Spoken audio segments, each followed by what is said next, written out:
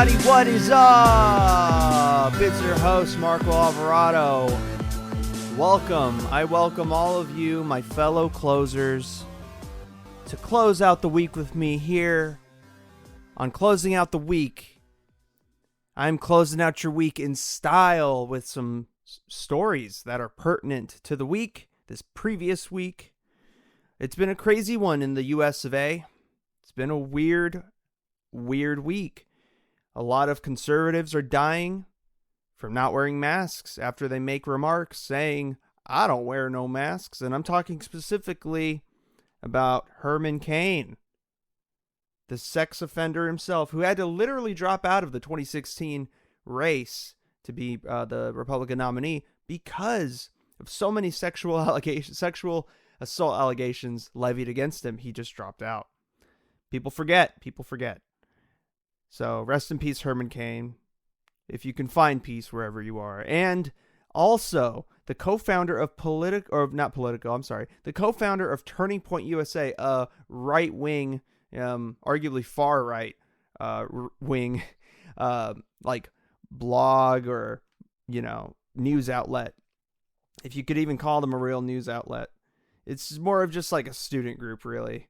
But Bill Montgomery passed away after posting a meme on Turning Point USA, mocking people who wore masks. And he passed away from complications due to COVID-19, I believe, on Wednesday.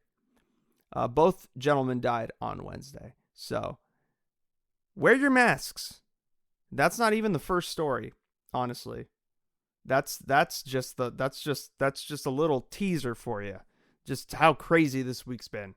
So we have those men dying. But the first story that I want to get to is that Trump says that with mail-in voting, it could take years to know who won the election. So let's see. What does he say? President Trump on Thursday evening claimed that if more people are able to vote by mail, it could take years to find out the winner of the 2020 presidential election. On Thursday morning, Trump floated the possibility of postponing the election rather than letting more people vote by mail amid the pandemic. Under the Constitution, though, Congress has the power to set the date for voting, and Trump's idea was quickly batted down by Republican leaders. During a press conference later the day, Trump tried to create doubt over how states will distribute mail-in ballots, and he said he wants to know the results of the presidential election on November 3rd, saying, I don't want people to see that take place in a week after, or frankly, with litigation and everything else that could happen, years, or you never even know who won the election, he says. So basically what he's trying to do is buy himself more time so that way he can make up for his atrocious 4 years in office and hopefully sway people over so he could stay in. But that's not going to happen because luckily for us, fortunately for us as Americans, our institutions are so strong in this country that, if this was some a third world country with institutions that were weaker, it would be so easy for Trump to just kind of like stay in office and not really regard the populace and just stay in there, basically become a dictator. It'd be so easy for him to do that in another country. But because, fortunately, our institutions are very steadfast and strong as they stand right now, he's not going to be able to postpone the election as much as he would love to. But be warned, when he loses, if he does, he is going to question and delegitimize the results of the presidential election. And he's going to get all of his supporters, his diehard supporters, to question and not accept the results of his loss.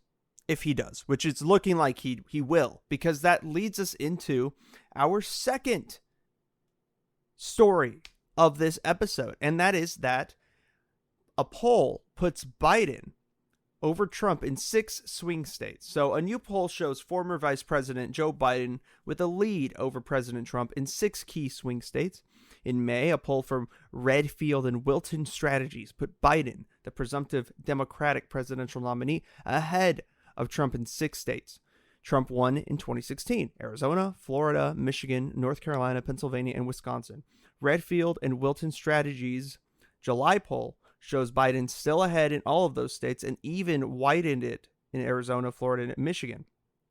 Biden maintained his 10-point lead in Wisconsin over the past 2 months, but lost traction in North Carolina, where he has had a 45-43 lead over Trump in May, but has a 43-42 lead as of July. In Pennsylvania, where his margin fell from 48 to 39 to 48 to 41. So that means that, we're not out the woods yet, okay? Biden is leading in some swing states, but we're not out of the woods yet, people. We don't know.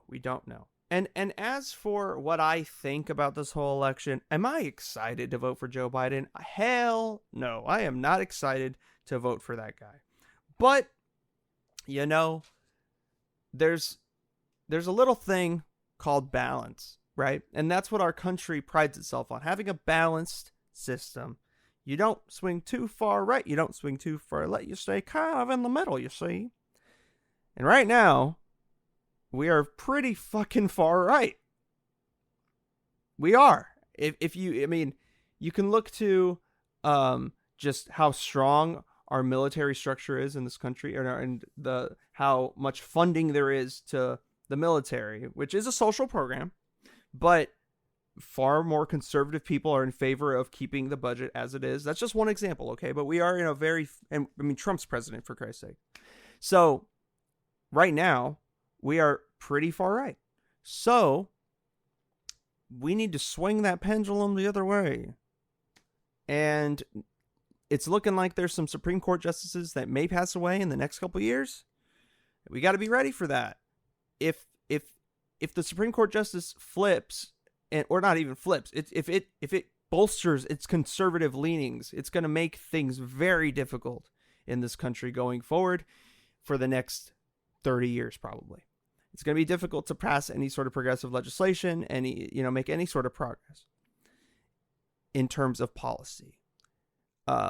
So that is why I am voting for Joe Biden. That's solely why. I don't like him, or whoever his VP is probably going to be. I'm probably not going to like her either. He said earlier in the year that he's going to select a vice president that is a female, that is a woman. So we're still waiting. Some people think it's going to be Kamala Harris because I believe Politico accidentally leaked what could have been knowledge, right? Their knowledge of Joe Biden already picking Kamala Harris, because there was a page that was uploaded onto their website a couple days ago that already had quotes from Joe Biden saying why he selected Kamala Harris as his running mate, and had that date for August 1st, which was Saturday. Is that going to come to fruition? We will see. But it wouldn't surprise me if he decides to go with Kamala Harris. She seems to be the front runner. I don't like her either. I am pretty far left, not super far left, but relative to the American political landscape, which is pretty, you have the Democrats who are center right, and you have the Republicans who are right. When you're looking at those two parties, I am left of both of those parties. So I don't like either, the fabric that makes up both of those parties. I do not cloth and dress myself in that fabric. Okay? I'm sorry, but I am not that way. But luckily for us, the political talk is now over. We have something fun to talk about. And that, fun for me, is the NBA is back. It is officially back. Tonight, we saw the Utah Jazz play against the New Orleans Pelicans in a pretty close game. Utah squeaked out the victory, 106-104. Everyone on Twitter was pulling for the Pelicans, it seemed. I, as a Sacramento Kings supporter, I'm not a fan of the team, but I am a supporter because it's my city. I, as a Sacramento Kings supporter, was pulling for Utah because it would help them in seeding. It'd make it easier for the Kings to get into a playoff spot. So it was a really, really awesome time to be able to watch the NBA again. And I just want to talk about the significance of it. I don't know how it was for you, my fellow closer who is listening to this. I don't know how it was for you back in March when everything shut down. But the first time for me that I realized that this shit was very, very serious, and that it was going to affect my life in a lot of ways, was when the NBA shut down.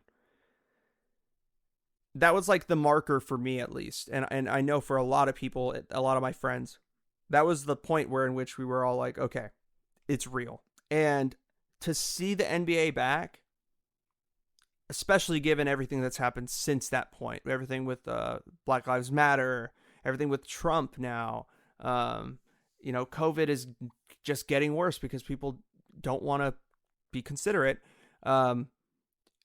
Just with everything, it honestly kind of almost brought a tear to my eyes seeing the NBA back, because what it signifies at least is that we can have some semblance of the before times.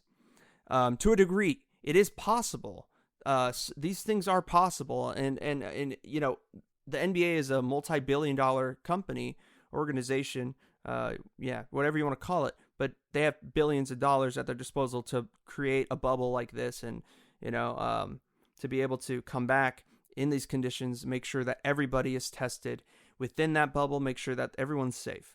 They can do that, which is cool. But it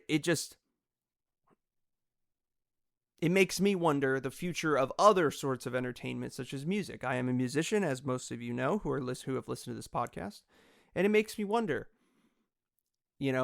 Would a music festival be able to do the same sort of thing? Obviously, limit the number of people who could be in there. Totally just close it off and like force people to quarantine for a week prior or something. I don't know. I'm just throwing out ideas right now. There's not really like a news story that I can read off pertaining to the NBA, but it gave me hope. It inspired me. And it made me, for the first time in a long time, feel like, okay, we can get out of this. There is a way that we can get out of it, but it's gonna be a long road. But as long as we have things like the NBA to kind of get us through these weeks and months, and hopefully football can pull its shit together, and baseball can pull its shit together. They had some the Miami Marlins had some COVID cases that shut down their entire season. It's they had to postpone every game through Sunday. So we're waiting to see what's going to happen with the baseball schedule. I'll probably report on that next week. But it's crazy. And as long as we have something to get us through this time. And I think that's why I got kind of emotional with the NBA, seeing it return. Some people aren't the biggest NBA fans. Some of them have gotten turned off from the NBA because of the Black Lives Matter stance that the NBA has, which I don't understand why people would really stop watching sports just because athletes are political. They've always been. But, yay. I mean, hey, it's your life. You can do what you want. I just don't understand, but you can do what you want. So, now, it is time for the theme of the week, and this theme of the week, is consistency. Yes, you got to be consistent, folks. You got to be consistent with something. This can easily turn into a rant about routine, but there's a difference between routine and consistency. You need to have consistency in order to create routines. The first step is consistency. And then if you're consistent enough, you create that routine. So I'm talking about before you can even establish a routine, just staying consistent. And honestly, the hardest part is just taking that first step with being consistent. Setting the reminders on your phone. If it's just going for a run every morning. If it's just making your bed every morning, if it's just, checking your horoscope every morning, or if you're religious, praying every night, or something. It's all about checking yourself, constantly checking in with yourself too. Because sometimes, if you don't feel like doing something, there's a deeper reason why. If you don't feel like getting up and running, there might be a deeper reason why. And it might not be that deep. It might just be, I went to bed at 3 a.m. last night. I don't want to get up at 9 and run. Right? Or it could be, I've been having a really shitty week and I just really don't want to get out of this bed because all I want to do is stay here all day long. And at that point, if you're struggling with anything like that, I suggest to put on some happy music. Some happy music gets you upbeat, gets you moving. Get yourself out of bed. Stay consistent, people. Stay consistent. That is how you get through this time. That is my advice to you for this week. Stay consistent in something. Make sure that you do something every day or every other day or however often you want to do it, but something that you look forward to every day because it helps a lot. And eventually it'll become a routine and you don't even have to think about it anymore. So that is my advice to you. I am now off my soapbox. All right, my fellow closers, that has been this 6th episode of Closing Out the Week, of Season 2 of Closing Out the Week, I should say. Please subscribe to our YouTube channel. We are the Closers Podcast. Like, share, and comment on our videos. It helps us a lot. Please also follow us on Instagram at The Closers Podcast. And we also have a Facebook page. Please like that page to stay up to date with everything. We are on there at Closers Podcast. And I will be back on Wednesday, actually. I will be back on Wednesday with Brianna Carmel. We're going to talk about some music industry related stuff. A lot of allegations being levied against some pretty big bands. We're going to talk about that. And Quinn will be at you on Monday. And then we're going to do this all over again next Friday. Hopefully I can keep it light next week too. But till then, I bid you an adieu. Love you. Have a great weekend.